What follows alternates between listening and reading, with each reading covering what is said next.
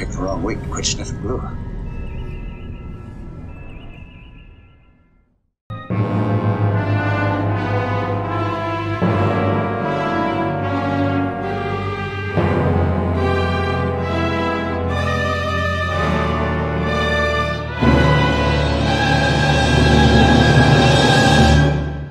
Hello and welcome everybody.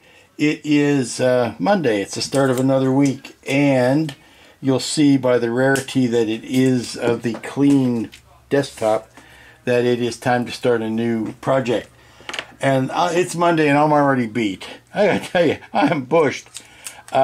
Yes, Wayne, in case you're wondering, it does start a chain reaction. I had to find a spot to put the time machine.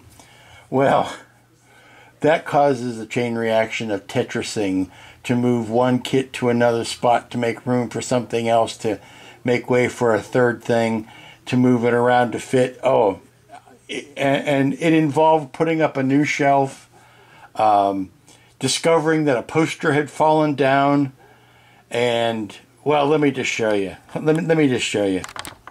Okay, the eagle-eyed among you will notice that this whole wall has been redone.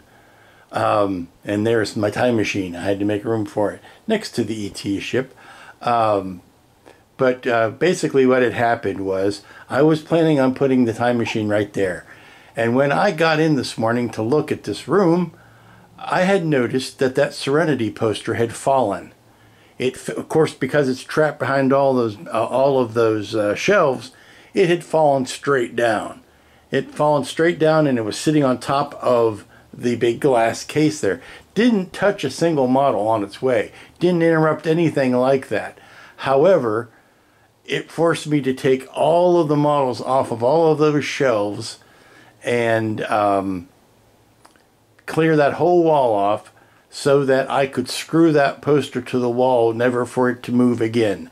It was only up there with those the no damage hooks, you know, the Velcro things that, you know, that aren't supposed to damage your wall. Well, it didn't damage the wall at all. It just dropped the poster. So that's been up about 5 years, and I'm thinking that might be the lifespan. So I am looking at all the rest of the posters now with a wary eye, wondering if their time is, you know, whether they're on a short fuse or not.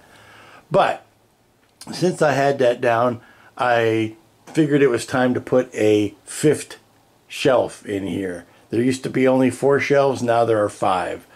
And because those eagles are so short, it gave me room to fit another space. So you'll see that space right above the Rescue Eagle.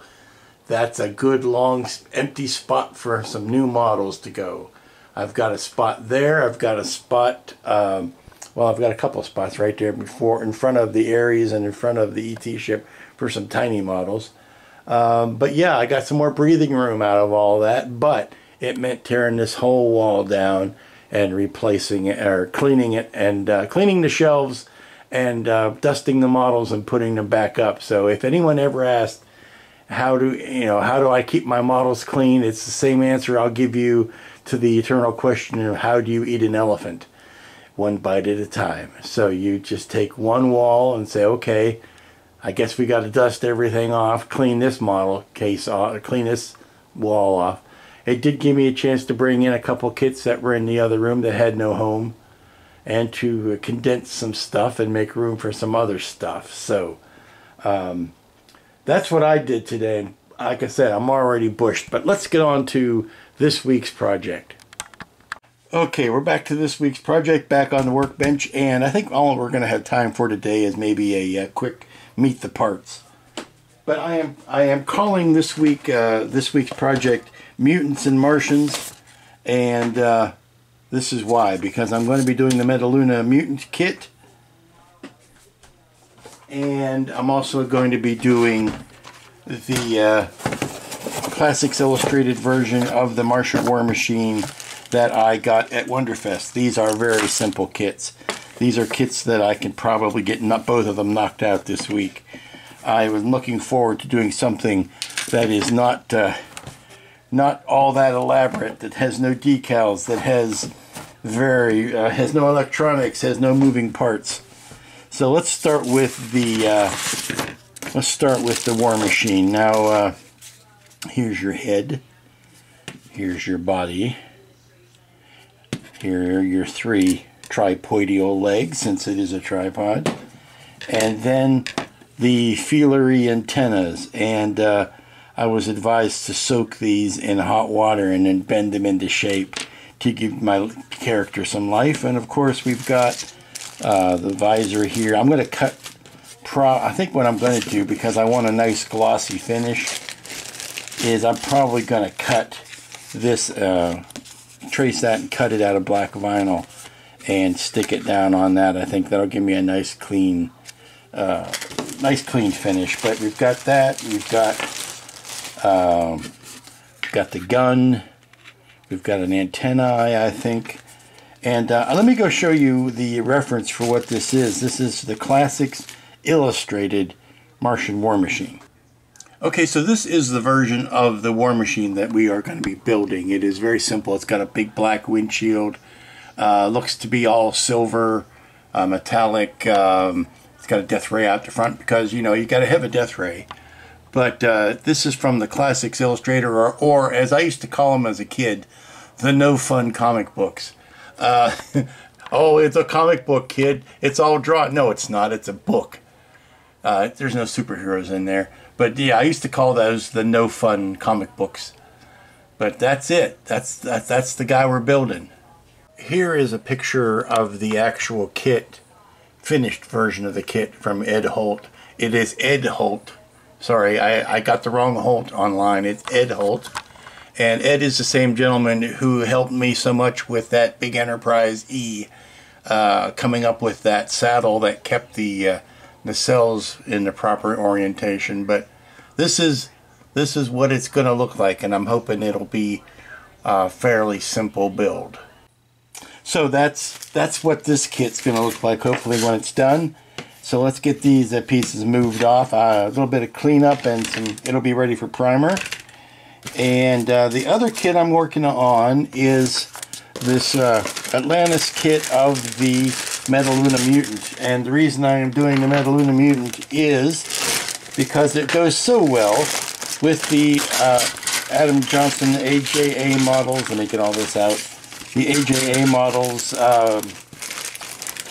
saucer, Metaluna saucer that I just finished up, a couple weeks ago, and there's a video all about how to paint that in my playlist. But bringing this back out, I gotta finish it up because I gotta put it on a stand. It's got it can't stand on its own 2 feet yet. But here is the Zagon Bomber, which I never finished and can do that now. And here is, I gotta find a, here is the spaceship. And this was a lot easier than you'd think it would be. People were telling me how much patience I had. Really, this, when you're working with templates, it goes a lot quicker than you think. But here is the ship. Like I say, it's got no landing gear, so I need to drill a hole and put it on a stand. There's a Zagon Bomber that goes with it, and of course the Metaluna Mutant. You know, I don't think that stand is quite big enough. I was thinking that stand might be big enough, but no. But here is our friend the Mutant with his space age lycra pants here. This will be fun.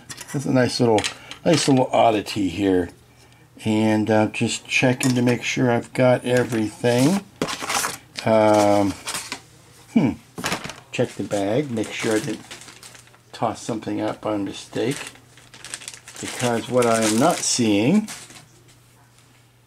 is I'm not seeing anything for the... Oh, the eyes are a different thing. Okay, I was thinking I was missing a clear part or something for the eyes, but nope. It all goes together pretty quickly. So let's start doing some writing. Oh, look at that flash. I just noticed how much flash was on this. So yeah, there's going to be some cleanup here. Starting to clean up the parts for the Metaluna Mutant and putting some rudimentary, right halves and left halves together. And I haven't seen a kit with this, a commercial kit with this much flash in years. I mean, this is like a double feature of Flashdance and Flash Gordon with a flash in the pan in the middle. These must have been the old original molds or toolings that they used on this. But I mean, just as an average, you can see the amount of flash around this toe here. Quite amazing.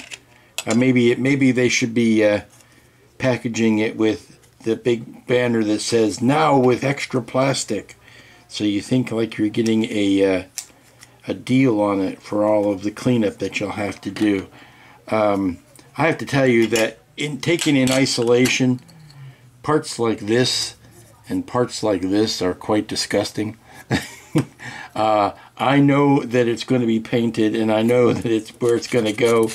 But if you just have to look at that like it by itself, it lends itself to some pretty risque uses, especially if you do it like that. Yeah, it's quite revolting. Now, I am surprised for a kit of this age. I mean, look at all this flash. That it has the nice gimmick of making the claws posable.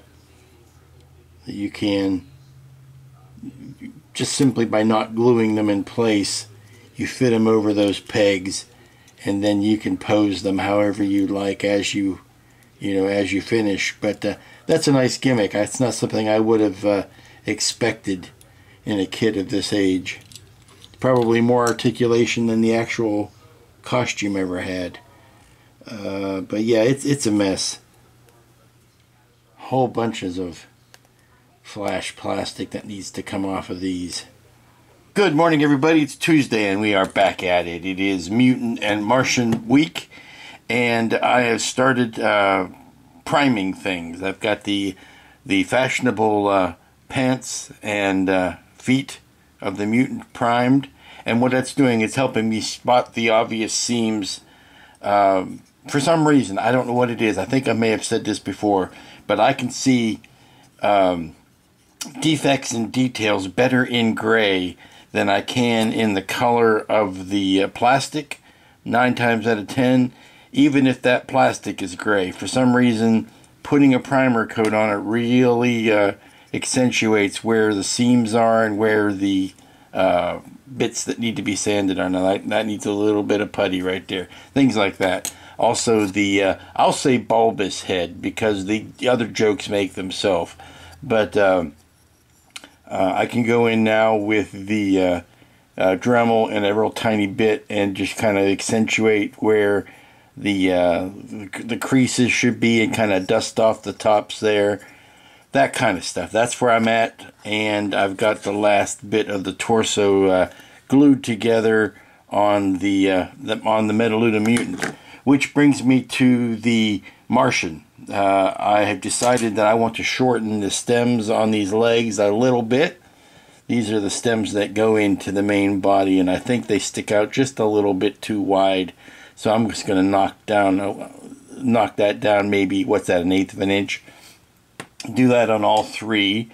I've got the ball sanded up. I also need to take off, you can see from here, where this excess amount needs to come off. And I've decided, I don't know when exactly I got the notion, but I think it was last night. I got the notion that what I'd like to do for the head is to put a magnet here and here. Not necessarily to make them, you know, so you can pop it off, but so that I can turn the head. If I can put a magnet in there, then that will allow me to turn the head and keep it in place. Yesterday I did some work on the visor, the windshield, whatever you want to call it, and I created this piece. Now I'm going to paint this area black in behind here, but I'm going to cover this piece with a black vinyl, which will be a nice shiny finish, and that'll get popped in here after everything else is done to give a nice glossy windshield look. Let's see, everything else is ready to go. I was noticing some spots here that I thought were defects, but no, that is where antennae go and a little radar dish. I do need to, there is a seam here that I need to get rid of. And that means putting a primer coat over that and seeing where that needs to be sanded down. But I want to get the disc sander out and put that on the back deck and take care of these big sanded pieces. And I want to do all of that at one time. And I want to do that outside because this is going to kick up a lot of dust and I don't want to have that inside and I don't want to be breathing it. So that is why. So let's go do that out. Next thing you know, these will all be sanded. Okay, ladies and gentlemen, this is why I always recommend having the right tool. It may be overkill in some cases to set up a big old belt sander. But, you know, it takes 2 seconds to drag it out, you plug it in, you set it outside, and you're good to go. But this is what it gets you. Maybe 5, maybe 10 seconds of sanding. Had that marked off, sat it down on the belt sander, kept it nice and even, and I was able to take that off with a nice, flat, even shape that you never would have gotten sanding that by hand or trying to cut it off with a saw. So that's why I do those things. So the next thing to do really is to mark this out. I want to mark the center, something like that, and I want to put a magnet in, and I'm going to use these big Mac Daddy magnets here. This is a solid piece here. I can afford to do that on this one. I don't know whether it would be better to put another magnet in here or just a piece of metal for the magnet to attach to, but I want to be able to make this head posable. That's the whole reason. That's the whole reason you would do that, is to make that posable. So let's do that. Okay, it was worse than I expected. Remember I said that center bit was thin? Well, the whole bottom is thin. So that just poked out the entire thing. So we may have lost our ability to make the, unless I put another plate in there, to make this posable. We might just have to glue it in one place and be done with it. Which isn't a tragedy, it just takes away some of the play factor, some of the fun. But we can do it. I think we can do it. We don't need to make the head that posable. Okay, I've got a decision to make. The resources and the examples and everything that I found on this Martian War Machine stipulate that the head goes on this way, facing a front leg, or facing a leg, and it has this gun sticking out of it. Now, we're meant to believe that everything on here rotates and everything is jointed and all of that. So if that's my head, say this is the head with the gun sticking out, would you put it sticking out over top of a leg like that, where the gun is just going to be beating into the top of the leg, or would you put it in the center like this? I am much more inclined to take, say this is, say that's the way it's going to be oriented, with 2 legs in the front, 1 leg in the back, and then we have the gun sticking down like that. To me, that just gives more range of motion to the gun. So that's the way I'm going to build it. I'm going to build it with 1 leg in the back and the gun and everything sticking out from the front, through the front legs. Now, there are 2 inscribed circles here on the body, which means that this is meant to be the front. All the illustrations that I've seen and the photos of the finished model that I've seen show this being a front leg, with, you know, these 2 being the back legs, and then you have this happening. I don't like that. So do I place it here? Do I place it here? Or do I keep with the symmetry and do this so that both of those circles are in the back here, and there is no circle up front, but you have the two shoulders, so to speak, in front of him. And I think that's the way I'm going to do it. I think I'm going to do it this way, And that also puts the orientation of the two feely things the right way. You can either go with this in the front, because the two feely things, the big antennae, these guys, which are the next thing I'm going to work on, they need to be soaked in boiling hot water so that you can coil them up and make them look like mechanical tentacles. Say that first thing in the morning. Metallic tentacles. They're meant to go across.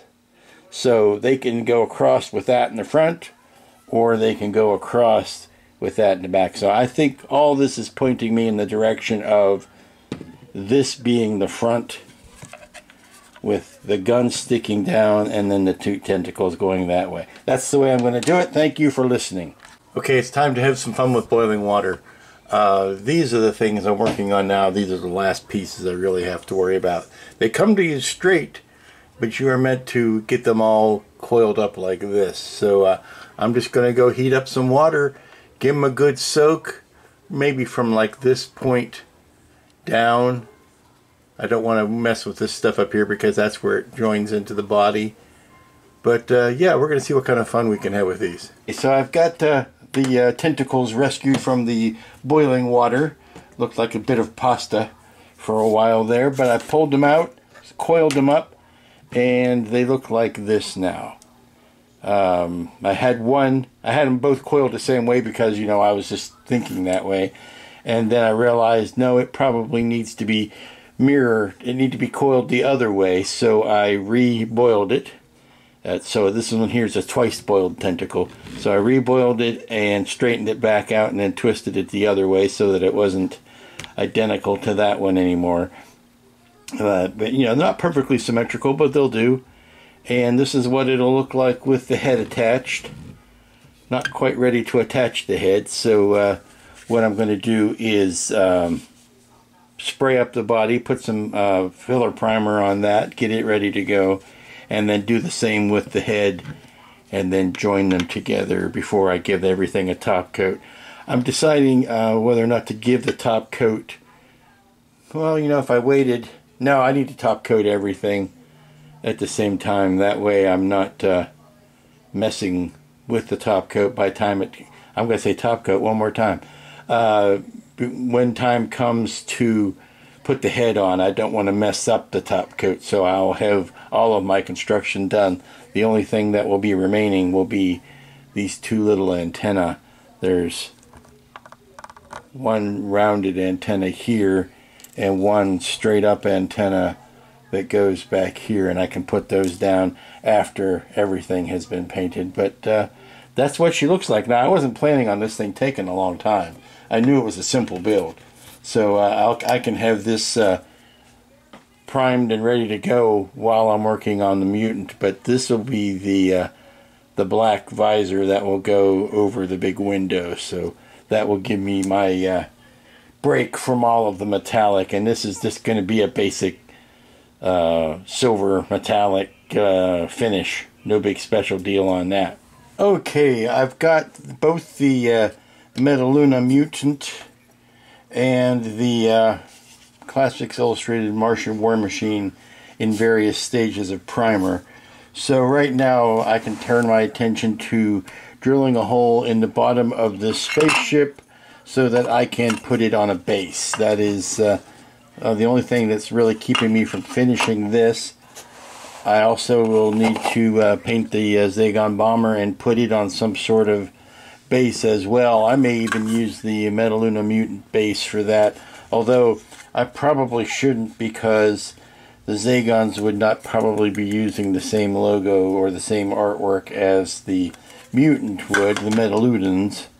So maybe I'll save it for that. So what I did, all I need to do really is get a drill bit that is the right size for this brass rod, and trust me, after working on the time machine, I've got enough brass rod to see me through several lifetimes. And then the hard part is finding the center of gravity. Now this is a solid piece of resin. This is solid packed. So you know, basically you do the balance test. Where is it that it's going to balance? And you just kind of do this and see where your center of gravity is. Seems to me it's right about there. So if I do that, yep, that's about where I thought it was. It's in the center, right behind the hatch opening here. So what I need to do is drill a hole in it, and then once I've determined how deep that hole is going to be and how far it sits in the base, then it'll be a matter of cutting this off to the right height. So let's get with the drilling. Okay, I think that's about the right height. By the time you put old ball sack head next to him, that's gonna be a good companion piece. Now the Zagon Bomber, I was hoping I could find a nice clear rod. Didn't have rod, I have tubing though, but the Zagon Bomber is light enough that I can put it up on a taller stand, or have it flying above the Metaluna ship. So I just need to cut it off about halfway and put it into a little block of wood or something, but it's tough to get that out on camera. It looks like this, but on a clear rod, so that it gives a nice two-level effect with a path. You have to have a path. Okay, so I think we've got the final stance of what the Martian is going to look like. The head is not glued down yet, but I think I'm liking how that's going to look. We're going to let that set up the rest of the day. I've got the Mutant all in primer, and I've taken some epoxy sculpt and I've basically redone the waist joint because it's really big and gappy. So I just ringed it with epoxy sculpt and set it in place, and we're going to let that cure, because what it's doing is it's giving me a new, better joint for the waist. I checked the balance on it to make sure it would stand, because he's awfully top heavy, and he will. So by the time we jam that together like that, he still stands. Now it's not a great posture, but give the guy a break. That's a heck of a lot of makeup he's wearing. So yeah, we're going to pack that in there. We're going to let that set up, and then that'll be a lot easier to glue those two pieces, those two halves together tomorrow. For my last trick of the evening, I have put a nice base coat of flat aluminum. This is the Tamiya flat aluminum on the body and on the head of the Martian War Machine, and we're going to let that dry overnight and come back to it in the morning. The flat aluminum is doing it's giving it a neat texture. It's not quite glossy or completely smooth. It's got a little bit of a texture, and that's to be expected. That's what resin is. It has a texture to it. So it's not going to be a shiny chrome. I don't want that at all. But it's going to give this a nice base coat, and then I'll be able to put some slight weathering in it. I think I'll make the tentacles a different color, and possibly the joints here, the neck and the shoulder joint, make those a different color, and then the main heat ray will be a different color. But I might just do some black scorching on the legs to differentiate the different leg segments, the pistons. So that's going to dry overnight. It has stopped storing out, so I think I'll be able to put another coat of primer over these. I'll bend the arms in such a way so that these bare spots are visible, and I can hit them with primer, and we'll be ready to put this together in the morning. I think I don't think I can. Well, you know, I probably should just glue the torso together before I hit it with the primer, since that epoxy sculpt has had time to set up. It's given me a much cleaner joint there. So let me glue that together, and then that just leaves this disgusting bit to go on the back, and I can put that on after it's glued. But yeah, let me touch a couple things, and then hit the rest of him with primer. Good morning, welcome back. It is Wednesday. It is day 3 on the Mutants and Martians build. And I am doing what I like to do the best, and that is making paint masks. And what I'm doing is I'm masking off so that I can paint the elbow joints, or the joints that go up to the, I guess those would be shoulder joints. And it's a simple matter of cutting some circles with some circles in the middle so that I can mask that circular area. The other thing I'm doing is making the black visor. Just cutting a scrap of vinyl. I've cut this piece of real thin sheet styrene, and the reason I'm doing that is because this area here is way uneven, and it's molded that way. I mean, it's you are supposed to cover it with something. So what I've done is I've cut a piece of sheet styrene that is the same size. I'm going to cover that with some black vinyl, and then I'm going to put this clear visor in front of it, which will give me the gloss and the shine and the yay of all of that. So that's where I'm at this morning. Now, I don't exactly know how I'm going to glue that in. That's going to be a fun surprise for everybody. The back piece is not going to be a problem. It's how am I going to glue in the front visor. Might have to use some clear microcrystal clear on that.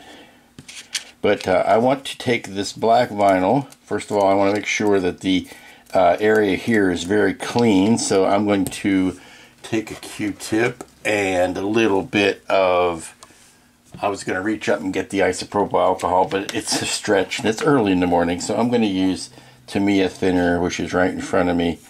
And I'm just going to use it to clean off the piece of sheet styrene here that is out of camera range.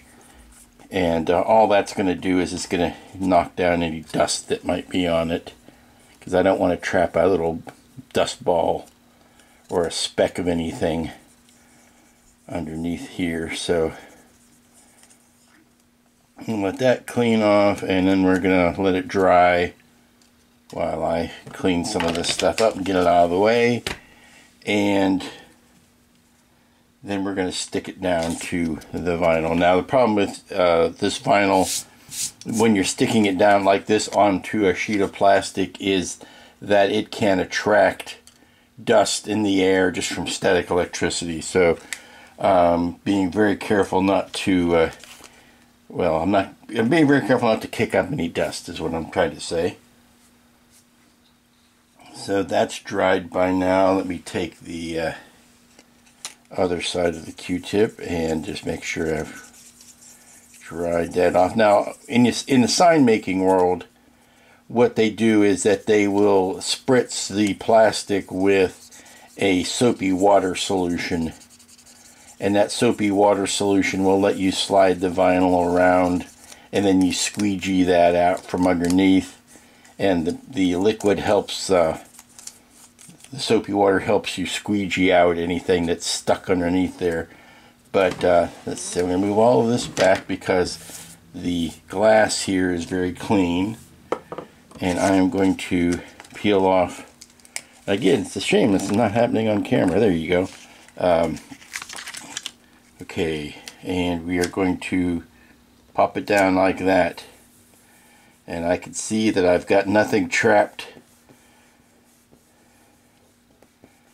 I've got nothing trapped between the plastic and the vinyl, because I can see it. I'm looking at it in the light and the camera's not picking it up, but that is how it's happened. Now I'm going to go around it with my little thumbnail,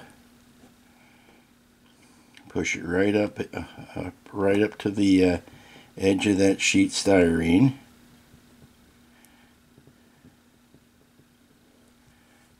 Okay, and now I should be able to cut it out with the X-Acto and give me a wonderful black piece of vinyl. And like I said, this will go over top of it, which gives me the gloss. Alrighty, I've got the inner piece. I found inner piece. No, I've got the inner piece here. That is a white piece of sheet styrene with the black vinyl overlapping it, and you can see no bubbles trapped underneath here.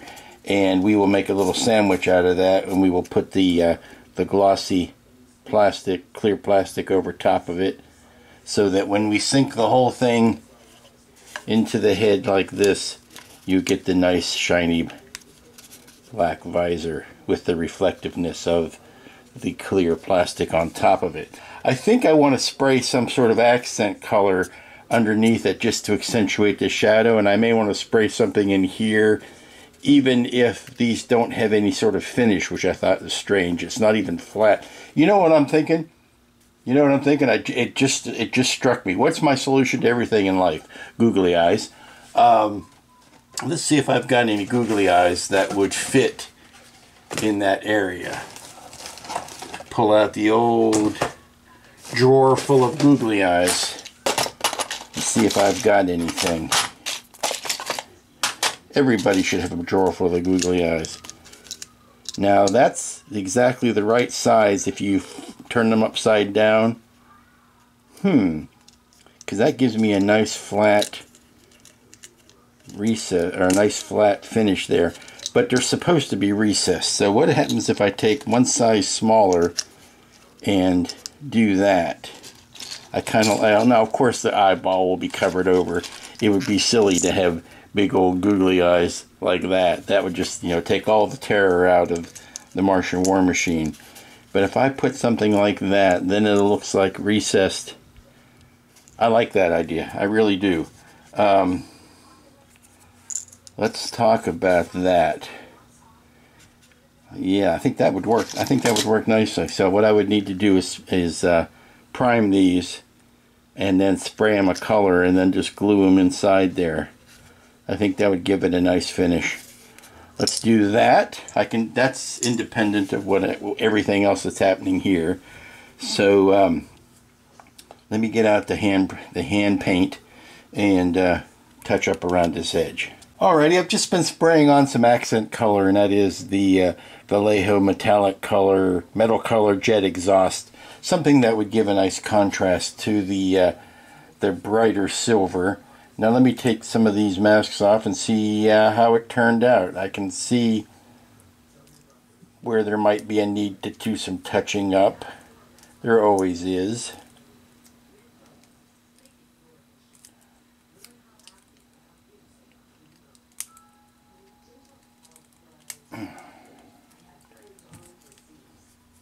Yeah, we've got some overspray here that needs some looking after. That's the danger of painting things in place like this, and of course not using enough painter's tape to mask, but to be expected.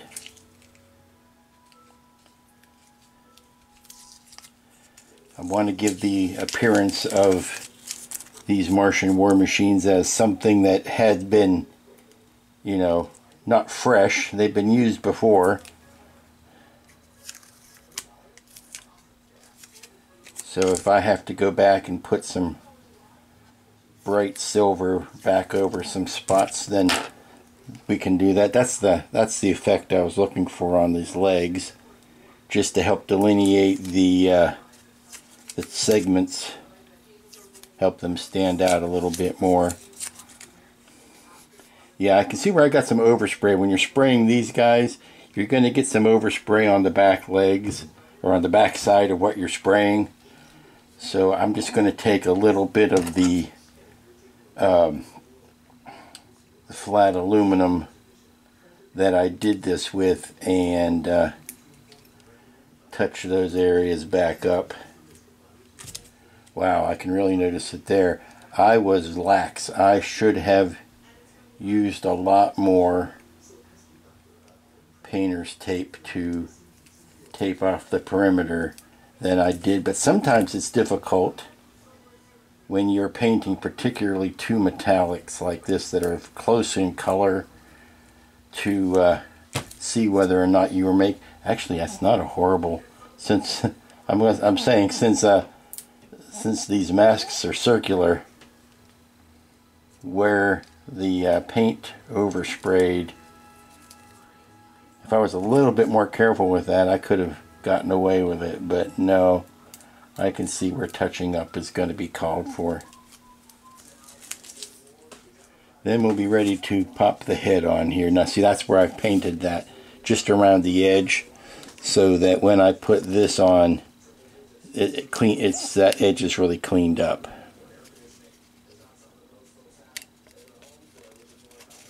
Yeah, see, I can lay that all the way in there now, and any place where this didn't quite match, the black paint behind it took care of that. So my only question now, my burning question, is how to get the clear to stay. And I think I'm just going to have to run a really small bead of microcrystal clear in there to kind of hold it in place. Paint some details on this barrel, and that's about the last thing we have to do. Alrighty, here's what that googly eye looks like when put it back in place. I think it just gives a much more finished appearance. Obviously spraying it with paint makes it look less like a googly eye, but I think that that does exactly what I'd like it to do. So I just need to pop that out and of course not scratch it up, but pop some glue in there and put the googly eyes in, and then it's a question of some tiny details, but I need to come up with a good color for the barrel of that. It's a heat ray, it's going to be scorched, it should have a black spray, black scorched ending, or nose on it. But what color it's going to be around that, I don't know. It's an opportunity to put some color into this thing that is basically monochromatic silvers. So I'll have to ponder on that for a bit. But let's go ahead and get these guys glued in. My glue has dried. That's a problem I'm running into, of course, as hot as it's been outside, and as much as I need to run the AC and the fans in the house. Running the fan in here for any length of time does dry out my glue and my paint faster than I'd like, but it's a small compensation for the fact that I'm not sweltering to death. So I have noticed it being more and more of a problem on the Tamiya paints, particularly if I'm leaving them open and painting them by hand.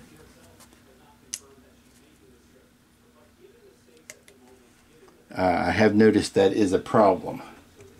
So I just have to be, if I'm going to be having the paints open for any length of time, I just have to turn the fan off for that little bit. But yeah, there you go. Glued in with a little bit of scorching around them, they look nice. So, barrel tip and then scorch. But let's see, we'll put this piece in. And this will be held in mostly with friction. I can push that all around the edge and friction will hold that in. So now I'm thinking, what can I put in front of that?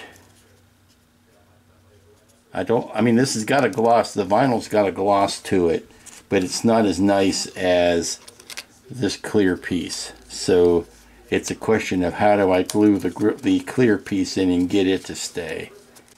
Okay, I've made an ugly. And to tell you the truth, I don't know exactly how it's going to shake out. I put a little bead of clear, of the microcrystal clear inside this edge here, and I pushed the clear plastic in it. And of course it is beading up and making this mess against the black vinyl underneath. I need to see how that's going to dry before I decide whether I'm going to rip the whole thing out and redo it. So we're going to put this to the side and work on the Mutant while this hopefully improves. And now we're going to have some fun. We've had all of that gray, silver, monochromatic silver. We've done about as much of that as I can stand. So we're going to start painting on the Mutant, which is varying colors of bluish gray with some burgundy accents. Of course, we got a lot of red veining. We've got the greenish work pants. I think this color of greenish blue is going to be the color of the work pants. I think this faded blue with maybe a little gray mixed into it, so it's not quite so baby blue, will be the color of the skin. So let's do that first. I want to see, I never did glue the head down. That was intentional, so that I could have it off to the side and I could be painting on it separately from the body, which also gives me something on the body, someplace on the body to hold it if I need to, but probably won't. So let's mix up some blue and get to painting. Okay, we got to let this dry because this is the Model Air Vallejo stuff that is not Tamiya. It does not come out mostly dry already. This is the stuff that comes out kind of runny and you got to let it dry. So I've got a nice bluish gray base coat on the important bits.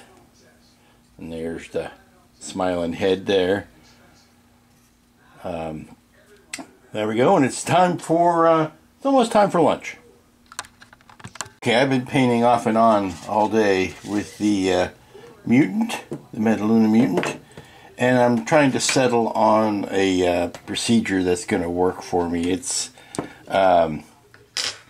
tough because I had a couple of really tiny brushes back when I was working on, what was it? It was the Time Machine or the project right before then, that I had some really tiny brushes and I was using that to paint the veins in.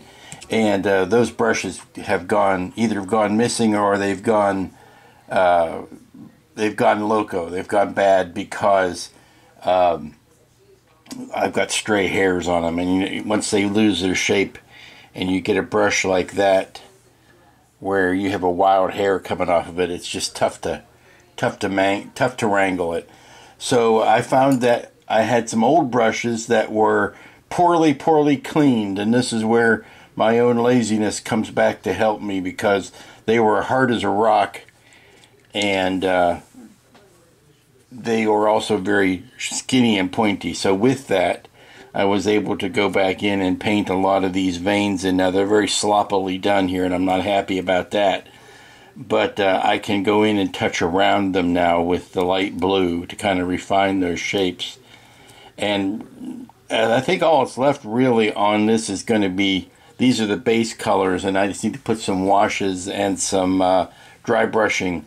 Some washes to give me the deep recesses, and some dry brushing to bring out the highlights. And I think that needs to happen tomorrow. I think if I do it today, the paint that's on there hasn't been there long enough to dry, and as such, it is coming back up when I go to brush over top of it.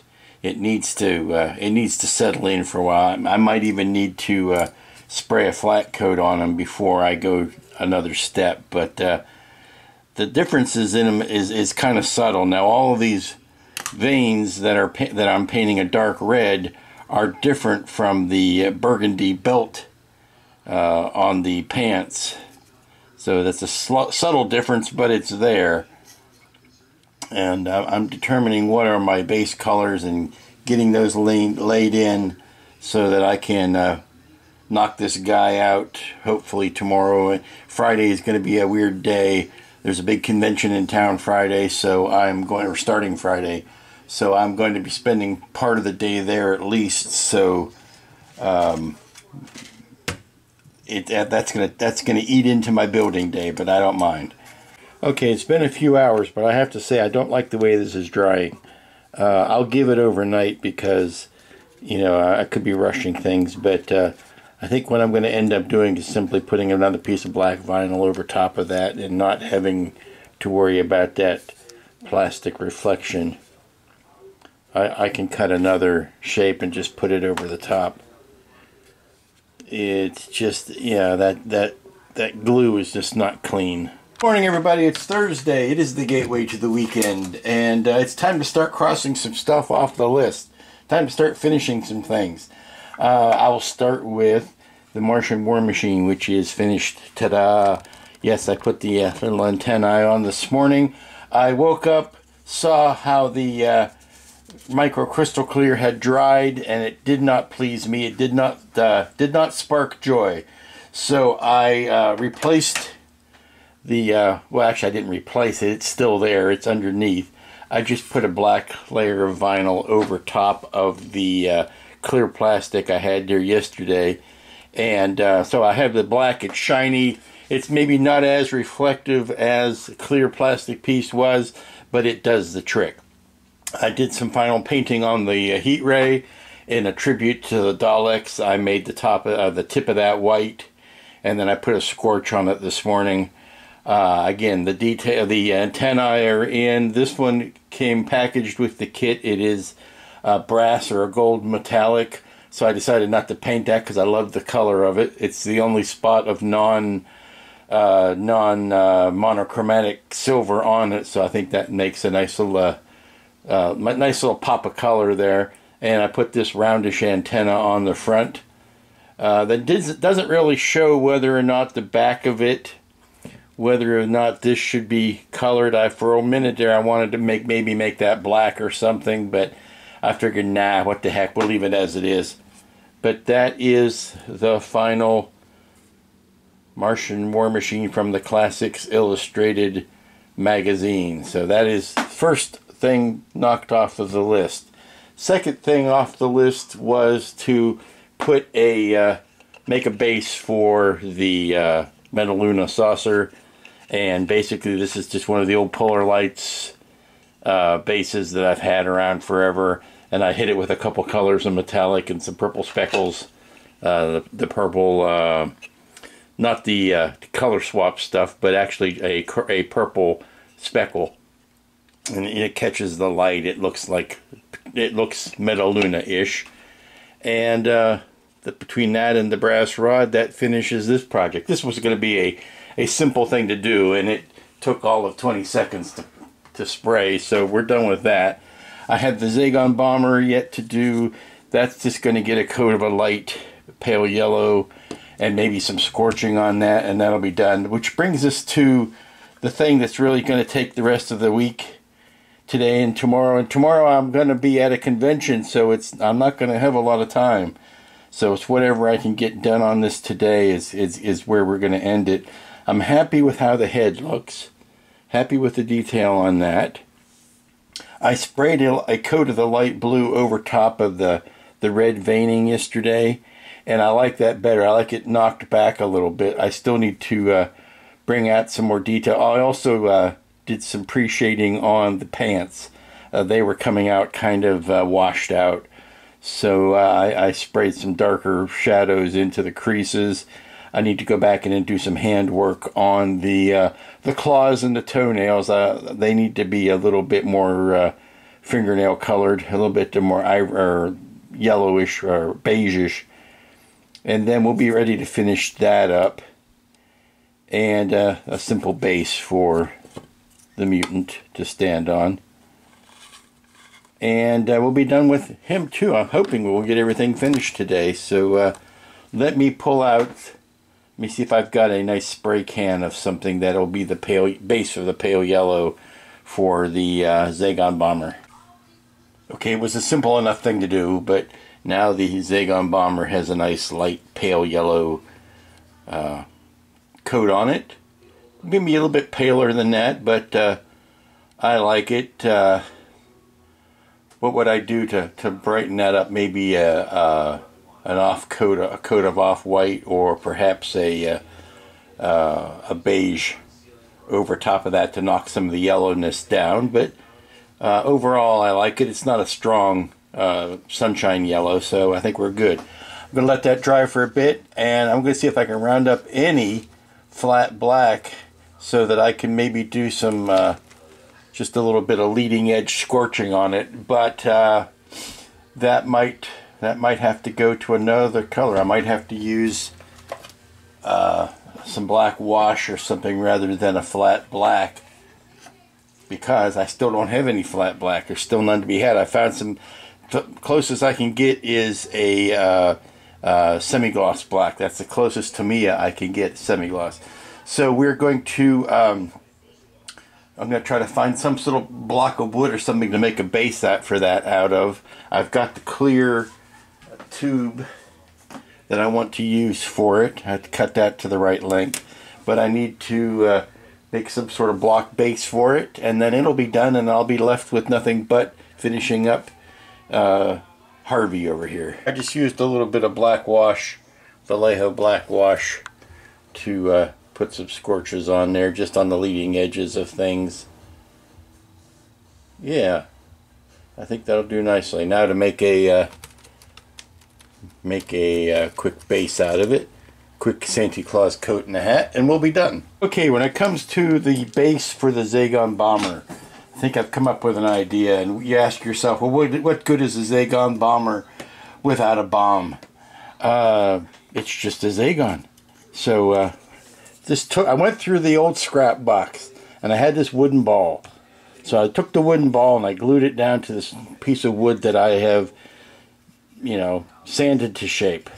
I'm going to paint this black. It's just there for ballast. Going to paint up the bomb, and oops, this is still drying. I don't want to mess with that. But I've got this rod cut at an angle that is not drying, so we won't mess with it.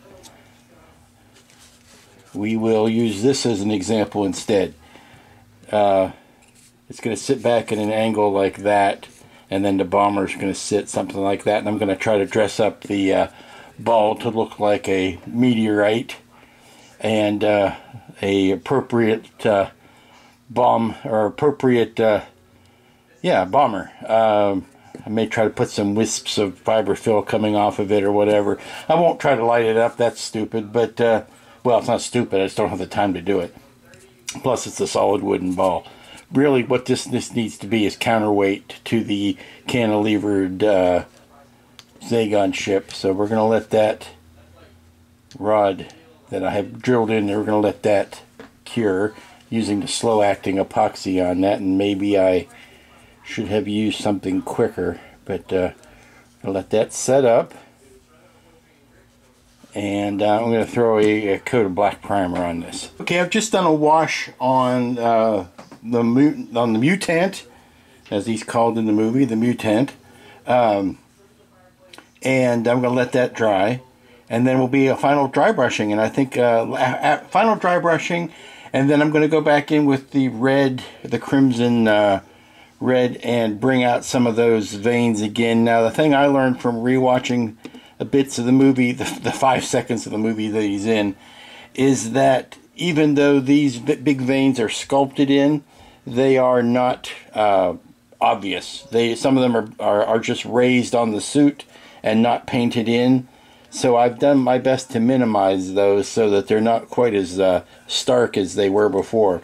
But where I will go back in and paint is this big bundle around his shoulders, and then each of the segments of the arms have a brighter bit of that crimson. So I will put that back in, but I need to let that take a break and dry, and I think I'm going to grab some lunch. It's about that time. Actually, it's getting late. Alrighty, we're coming down to the wire on a Thursday evening, and I am mostly done. Just taking the tape off of the Mutant base here. Not all that exciting of a thing. Let's see how it turned out. I think that blue paint might need a second look. Not wild about how it turned out. We'll have precious little opportunities tomorrow if I want to finish this up as a 1 week. Now, I put the color shift on this because the unique thing I liked about this Island Earth was the scene with Monitor where the color all went weird just in that one room to show the differences of being on Metaluna. So when you do this, you end up with the color shift. And I think that would be a nice homage to it. But basically all it has to do is stand there and let me put the Mutant on it and be done. Mutant is finished. He's done. Still stand him over there.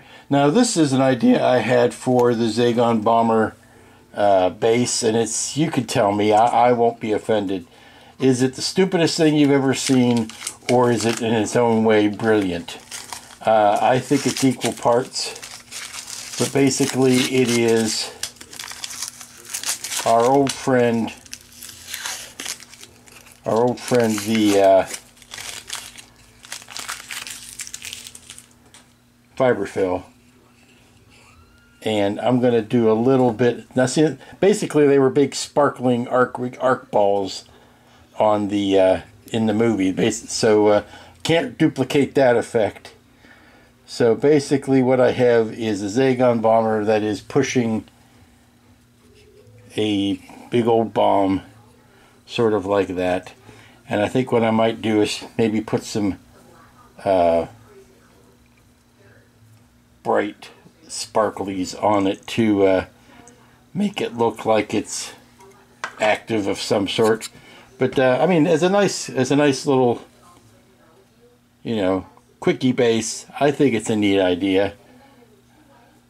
Trying to think of a way to attach the. I'm gonna have to get some hot glue out. Yeah, if I use the hot glue, then I can wrap that up. So let me turn the hot glue gun on, and we will finish up the Zagon Bomb. Well, it's Friday. It's the last work day of the week. It'll be the last day on the Mutants and Martians build, and I'm getting a way late start today because I was at a convention. I was at a GalaxyCon convention downtown Raleigh, and even though it was indoors and air conditioned, it was still mighty stuffy in there. So I spent a few hours, but that's about all I could take.